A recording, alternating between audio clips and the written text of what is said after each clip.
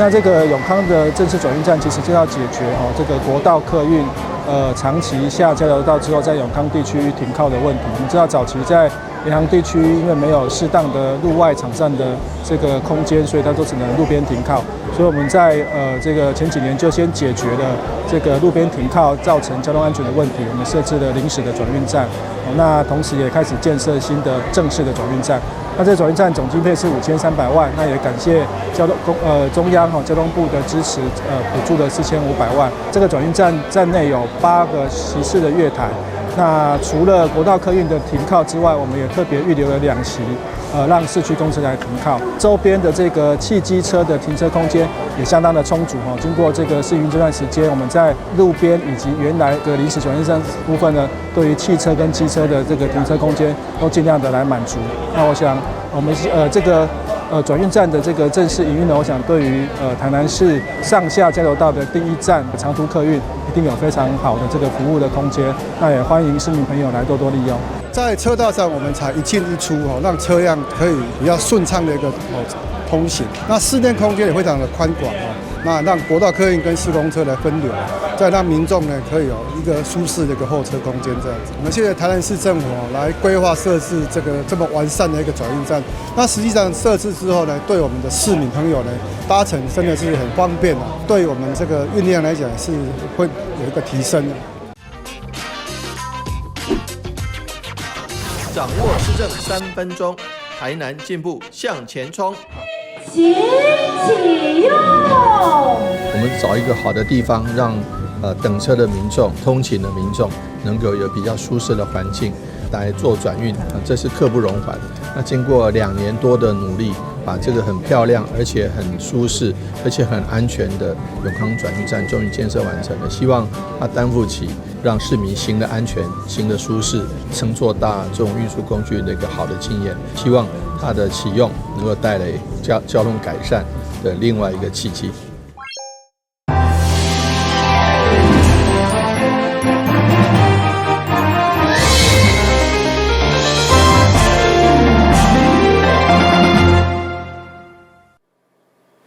大家好，我是陈碧纯，欢迎收看12月26号礼拜5的中嘉台南地方新闻。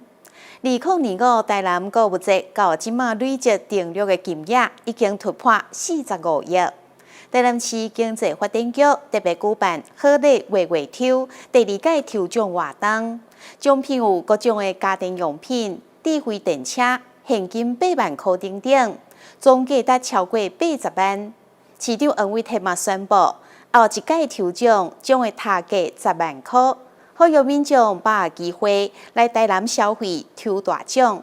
就算是天着地人藏起人藏你所有交集。台南在地全方位艺人何宇启米登台献唱，以温暖的歌声陪伴市民共度欢乐圣诞节。跟大家分享一下，我的老家就在隔壁白河，所以来到新营就让我有一种很亲切的感觉。因为在学生时期呢，很常来新营玩。对，那祝福大家等一下都可以得到大奖，好不好？2025台南购物节好礼月月抽第2届抽奖活动伫咧新营登场，由市长黄伟特带头。共同抽出这位幸运得主。台南购物节好礼月月抽，请按下。到目前为止，购物节累计订阅金额已经突破45亿，甲去年同期成长超过3成。抽奖号码高达5400万组，这回奖项包括着各种家电、智慧电车，还有现金8万块，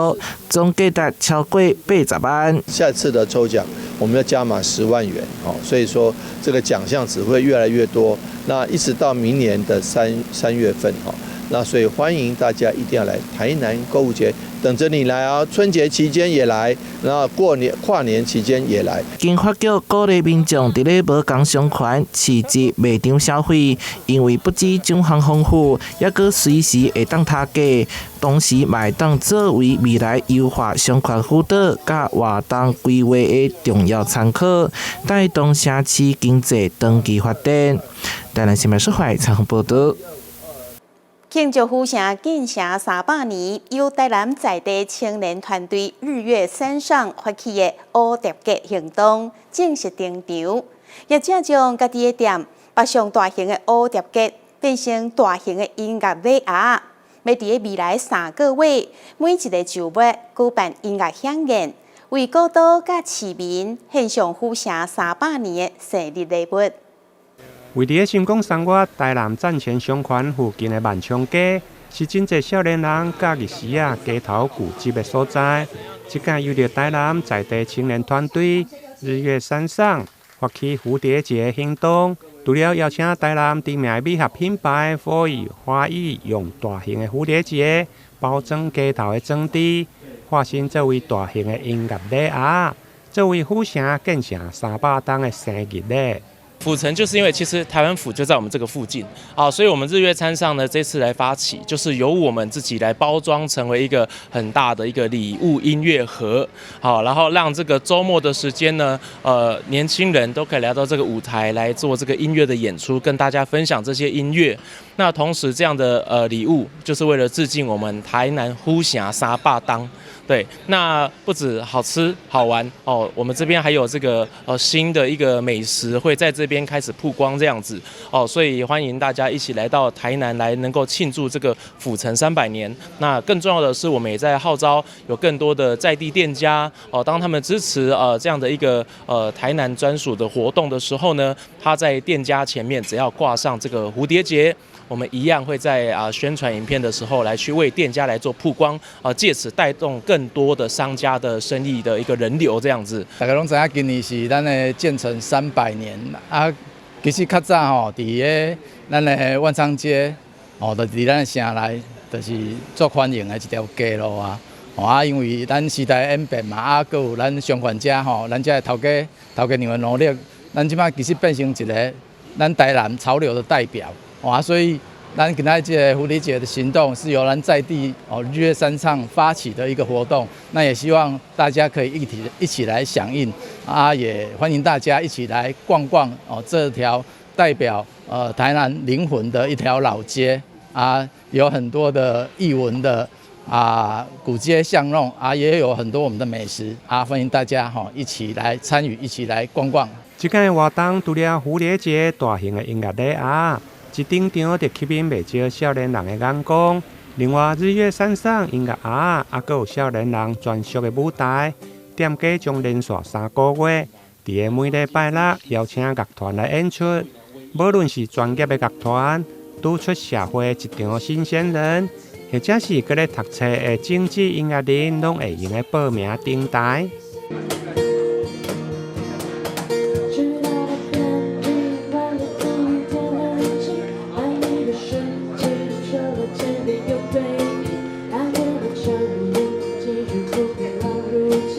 业者表示，庆祝府城300档，发起蝴蝶结行动，除了号召搁较侪店家来加入，另外业者嘛强调，只要民众有想要分享的声音，因拢会用来将街头变成舞台，欢迎搁较侪好食好耍的店家共同来响应。台南新闻林彦根采访报道。曾经得到第26届全球中华文化艺术新团奖书艺类终身奉献奖的书法大师陈吉生，受到佛光园美术馆高雄总馆的邀请，将要举办80回个展，邀请民众到场观赏现草书法的传承甲创新的成果。高龄80岁的书法老师陈吉山。是国宝级的书法大师朱作营的嫡传弟子，几十年来全力研习书法，唔捌中断。日前得到第26届全球中华文化艺术新团奖书艺类的终身奉献奖。今年受到佛光园美术馆高雄总馆的邀请，将要举办玄草人生80载的书法展。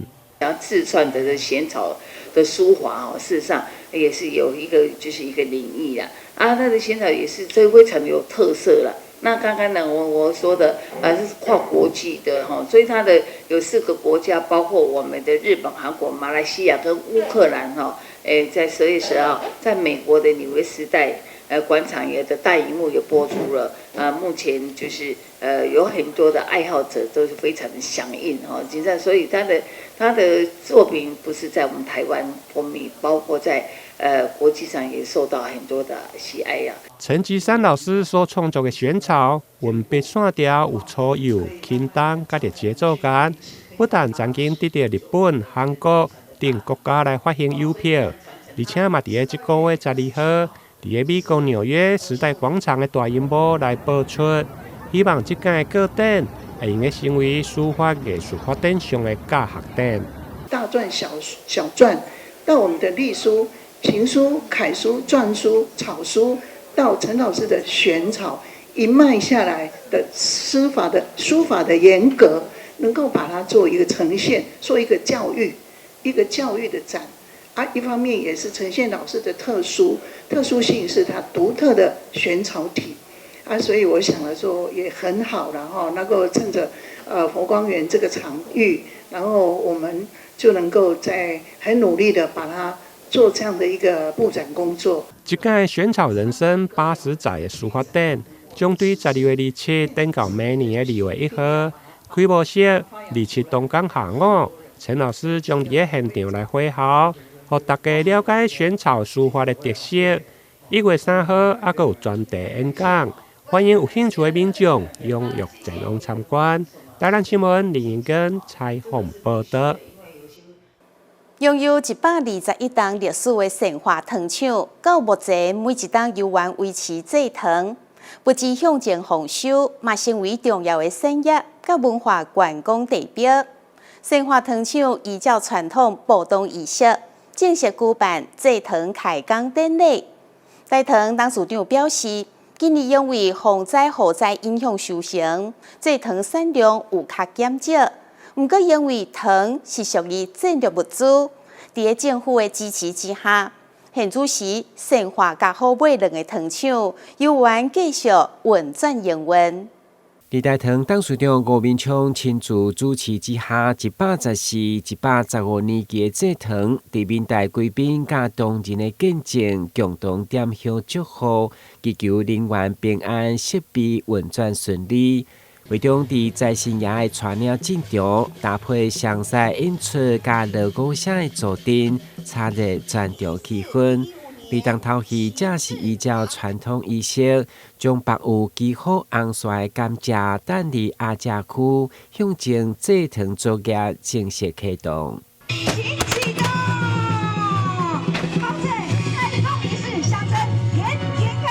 制糖的話，它整個過程是比較繁雜的，而且技術要控制得很好。按照我們台灣的習俗，就是要有開工儀式，請眾神來加持，讓我們一切順利，人員平安，機械運作正常。有121年歷史的成華糖廠，每一檔製糖櫃攏如期開工，不止向前豐收，更成為成華鄉親驕傲的重要產業甲文化觀光地標。開工之前，工廠已經將拍算採收的18多萬噸甘蔗一車一車載來，相當壯觀。為期81天的工期，將到明年3月13號為止。不過大糖表示，今年因為受風颱和雨影響，產量有較少。颱風席捲嘉義、台南那個地方，那我們甘蔗是農作物所以受到影響。以往都大概我們有22萬噸，但是今年大概減少4萬噸。台糖是國營事業，它屬於大家的全國國民的，但是為了文資的話，我們希望從其他地方來賺錢，來彌補這個制糖的時候的那個負擔。開工典禮會中，趣味是現場找來上少年的員工，由董事長獻上紅包，代表100年製糖的傳承。包括18歲的建立大糖工作的議員陳秋紅嘛，轉來後頭厝，場面相當溫馨。大家共同來見證大糖積極推動製糖循環、淨零轉型以及新舊融合的生命力。台南新聞軍籍採訪報道。旅遊景點、私房秘境攏底家，特色美食樂利哉，生活時事搶先報。中嘉新聞週報，深耕在地，放眼全國，掌握最新地方資訊。每周6下午1点就在高雄都会台。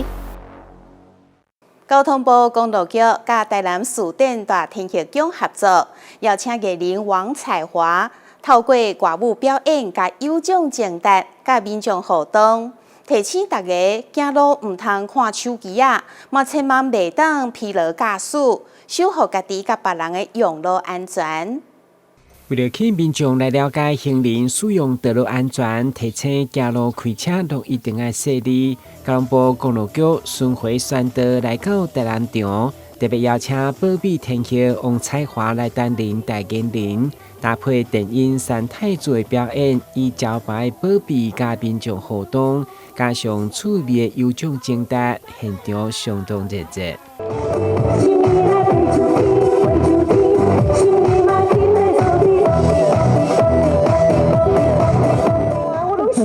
这种这是读个歹哟，你不读个容易就呛起啊，呛起啊，哦，对，这很呛这是太危险了，对不对？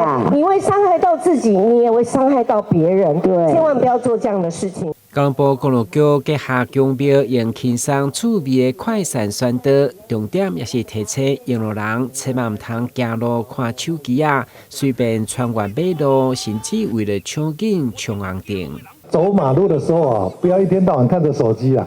咱即马哦，常常看到人安尼规路看手机啊，拢无咧看世界，非常危险。你等于把自己的生命交给开车的人啊，这个其实是非常不安全的行为。所以拜托大家，要提醒大家，过马路专心走，安全，快速通过比较安全。交通安全规则，相信大家拢知影，不过嘛有真侪容易疏忽的细节。交通部透过艺人现身关怀，希望有效提醒大家。台南新闻军集采访报道。市长黄伟哲就任满7周年，特别带领市府团队，前往位伫新营国家图书馆南部分馆，甲联合典藏中心视察，了解工程推动的情形。国家图书馆南部分馆占地超过6000坪，不只是全台上大图书典藏中心，更加是南台湾重要的知识甲阅读新地标。预计伫115年8月正式完工。台南西北地区规模最大的文化建设——国家图书馆南部分馆及联合典藏中心，正以肉眼所见的速度一步步接近完工。市长黄伟哲在就职满7周年之际，特别前往视察。它是2栋硬体建筑物以外，它的内部的设计以及它的采用的科技，更是让人耳目一新。其中机器来这个检索书这个藏书，这个是全国最先进的。国图南馆占地超过6000坪，典藏容量可达1500万册以上，将成为台湾图书典藏体系新核心。同时，也规划作为南台湾图书资讯专业人才培训基地，以学术专业的全龄阅读博物馆为定位，回应不同年龄学习阶段的阅读研究需求。有台湾第一个儿童及青少年文学史料中心，名人作家的手稿，或者是呢研究者他的手稿、他的记录、他的一些历程，也都还有一些书画等等，都会来到国家图书馆南部分馆，让知识真正走进市民生活。国家与地方图书资源也能一站式借阅，服务对象不仅是大新营地区，更可以扩散至云嘉南等地。周边交通改善与公共设施也同步推动，工程预计115年8月完工，届时将成为阅读新地标。记者邱怀谈的报道。收到糖包，你第一个会想到倒一间店呢？高雄就有一间糖包小店，在网络顶面被评价是未输予知名餐厅的好食。这间店用手工制作糖包水饺，不止好食，一笼的价小嘛唔免100块。掀开蒸笼，热烟不断往上冒，白白胖胖的汤包整齐排列，光看就令人食欲大开。沾上店里的特制酱油，让人忍不住一口接着一口。当初为什么会选择汤包呢？那是因为我们在北部的，在台北水饺卖得非常的好。我们的汤包特色呢，它呢不油不腻，皮蛮薄的，特色应该是便宜好吃，因为我们自己对吃的方面就有一个考量说，我需要原味的东西，我不喜欢添加很多的化学原料，或者是说什么有的没的，我就是尽量是用我时间去赚取这个东西。比如说我们的高汤里面，我们汤包里面的高汤，我要熬好久。你看我的那个锅灶，一定要用原始的那一种去熬，然后去加在汤包里面，所以让人家吃起来它是一个健康的，而是对身体没有负担的。最初为了给孩子一个稳定的生活，夫妻俩决定开业做生意。一路上虽然跌跌撞撞，但也靠着水饺汤包站稳脚步。20多年的时间，老板娘也始终以亲民的价格卖着手工制的美味，让许多饕客一吃便是10多年。我们的招牌就是汤包，然后结果第2炮呢是酸辣汤饺，因为酸辣汤好吃，我在期间呢，我们的酸辣汤呢都是不够卖的。可是因为要煮一锅的酸辣汤需要2个小时，然后在高雄呢，我就想说，不然我们来一样的东西好了。结果客人就在想，我好像想吃酸辣汤饺，所以我们的酸辣汤饺变成我们第2招牌。当然，我们是着重于品质，所以我的面粉是用非常好的。然后面粉的制作里面呢，我要试着我的温度去调整。这个是之前从小笼包一直研发到汤包这一块所需要用经验的，然后就这样子过来，所以面皮也是我们的特色。为什么它吃起来它不硬，它不软？那是因为面粉用得好。来自旗津的老板娘回到高雄后，便是在旗津一步步做起，不仅受到众人推荐，如今传承2代，也在5块厝附近有了第2家小店。记者洪俊杰、李品荣高雄报道。最近各类菜产量上过多，为了帮助菜农也减轻市民朋友的负担，长期投入公益的医学事业集团特别免费送出1000粒的各类菜给家人的市民。虽然落大雨，有缘去因大批民众排队领取，现场佮结合反诈骗宣导，带恁做伙来看卖。当又一箱的新鲜高丽菜整齐摆放，大雨中仍然吸引民众撑着伞在市区耐心排队，排队人潮绕了一大圈，参与相当热烈。哦，还未8点就来啊！今日参加活动有啥物感想无？真好啊！对，这都对无？拄啊，第一会帮助菜农啊，第2转头遐较轻盈来食，厝的需要安尼啦。袂歹啦吼。嘿啦，谢谢啦。赞了！公私协力，联合防诈，赞！你也会惊吓，伊就用假的检察官、法官、警察来甲你吓啦吼。那有一点，所有爱情的骗子嘛足多，网络顶管所有的俊男美女拢是假的，拢是假的，伊的资料嘛是假的啦吼。进电脑还有 AI 科技，会使假做你的亲人。所以袂使后白相信，只要有有关钱的部分，任何疑问，拢来阮派出所甲阮问一下，阮会帮你查。这个公益活动是因应近期高丽菜产量过剩，深耕基隆的尼可美丽医学事业集团总裁白幼云，特别向产地菜农采购了1000颗高丽菜，免费发送给市民朋友，力挺菜农。同时，尼可美丽医学事业集团总裁白幼云也是市警局第1分局警友会第1办事处主任，也结合警方公私协力宣导反诈骗。领高丽菜的通关密语就是165反诈骗，为市民看紧荷包。画一个哦，谢谢。165哈。165。哦，反诈骗哈。好，反诈骗。谢谢。好，小朋友要说谢谢。165。讲165会不会？哇，你好棒！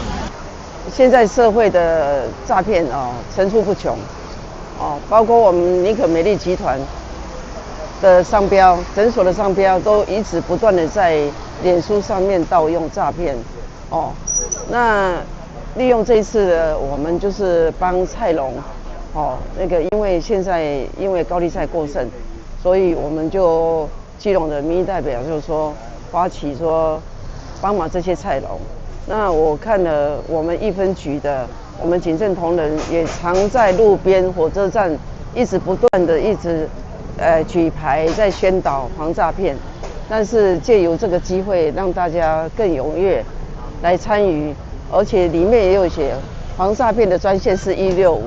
今天是尼可集团那在做公益，然后用高丽菜来分送给市民朋友们。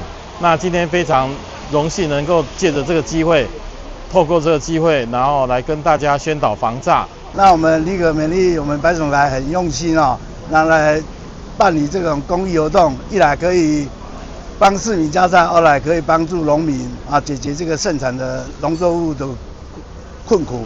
那然后再加上我们1分局也来举办防诈宣传，真的是一举3得。那我很高兴有这个机会代表议长来参加今天的公益活动。结合民生关怀与社会安全，尼可美丽医学事业集团从医疗关怀、弱势照顾到社区服务都不遗余力，温暖人心，也为基隆带来更多正向的力量。记者黄日升、陈淑平，基隆报道。感谢你收看12月26号的中嘉台南地方新闻，我是秦美纯，咱再会。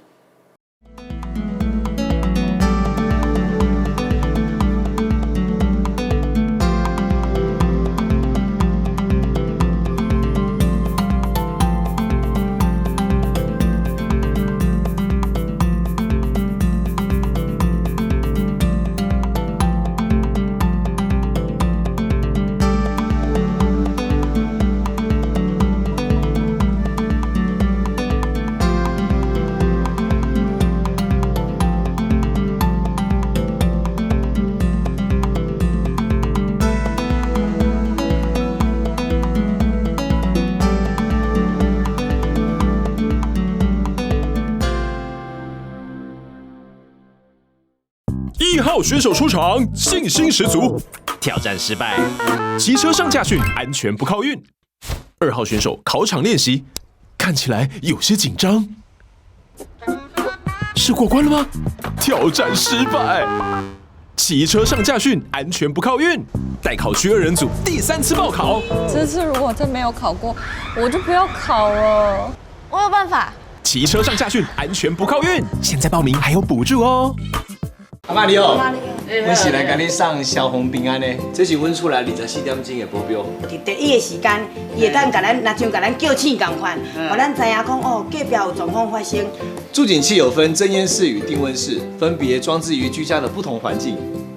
助警器是居家防火的预警防线，安装完成按键测试，它将成为居家的守护者。安装助警器，5增5保比哦。好帅哦！新车酷吧？你好像忘了些事哦。你不知道吗？微型电动2轮车要悬挂牌照、投保强制险，还要你满14岁，戴安全帽才能上路哦。什么？有这么多规定哦？没错，微型电动2轮车需经审验合格、领用及悬挂牌照，并投保强制险才能上路。而且要遵守慢车交通安全规则，不超速、不双载、不酒驾、不擅自改装，违反者将处最高5400元罚款哦。这么严重啊？还不赶快去办理！我马上去。微型电动2轮车挂牌投保，满14岁缺一不可。内政部警政署提醒您。投资型诈骗，你是否曾经在社群网站上看过一些关于轻松赚大钱的广告？事实上，这类型的诈骗手法往往以快速致富作为卖点，吸引被害人上当，并以不真实的小额获利，逐渐降低被害人警戒心，引诱被害人开始大量投资。等到被害人真的大量投资之后，随即卷款而逃。千万别上当啊！轻松致富多陷阱，脚踏实地最实在。你听过只差确认吗？交通部于112年3月起，已全面要求运输业驾驶人应落实路口停让行人，并要求大客车驾驶人于路口要执行只差确认。另外，大货车驾驶人也于113年8月扩大响应转弯暂停安全再行运动。大型车辆路口应停让，只差确认，安全有保障。公务人员依法行政，行使裁量权，做成行政处分，而民众不服时，只能提起诉讼。